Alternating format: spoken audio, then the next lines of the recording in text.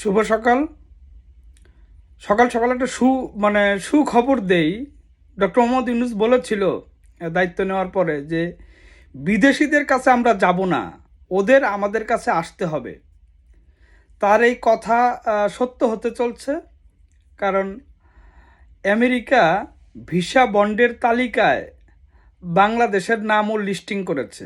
এখন থেকে B1 B2 ভিসায় যদি কেউ আমেরিকা যেতে চান, ইউএসএ যেতে চান, তাহলে তাকে 5 থেকে 15,000 ডলারের বন্ড দিয়ে তারপরে আপনার ভিসা পেতে হবে। এটা ব্যক্তিভেদে ভ্যারি করবে, যে ভিসা অফিসার সিদ্ধান্ত নেবে যে কার জন্য কত, $5,000, $10,000 না $15,000। তার মানে একটা জামানত দিয়ে 15,000 $20,000 জামানত দিয়ে আপনাকে এই ভিসার অ্যাপ্লিকেশনটা করতে হবে। আপনি ভিসা পাওয়ার নিশ্চয়তা আপনি পাবেন যদি জামানত দেন। এই হলো আসলে আন্তর্জাতিক খেলোয়াড় আমাদের ডক্টর মোহাম্মদ ইউনূস, তার খেলার ফলাফল। ইউএস স্টেট ডিপার্টমেন্ট আজকে যে তালিকা প্রকাশ করেছে, সেই তালিকায় রয়েছে Algeria, Angola, Antigua and Barbuda, Bangladesh, Benin, Bhutan, Botswana, Burundi, Cabo Verde, Central African Republic, Cote d'Ivoire, Cuba, Djibouti, Dominica, Fiji, Gabon, the Gambia,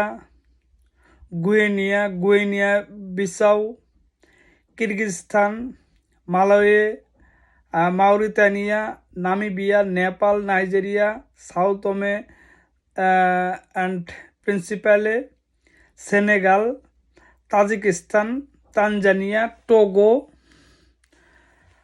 Tonga, Turkmenistan, Tuvalu, Uganda, Vanuatu, Venezuela, Zambia, Zimbabwe.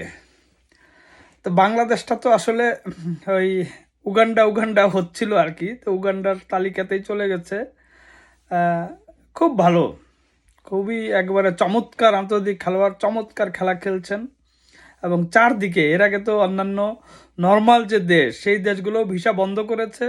এবারে America এই প্রথমবারের মতো visa bond দিল। এরপরে আসলে চিরস্থায়ী বন্ধের পথে এগোচ্ছে। খুবই চমৎকার খেলা।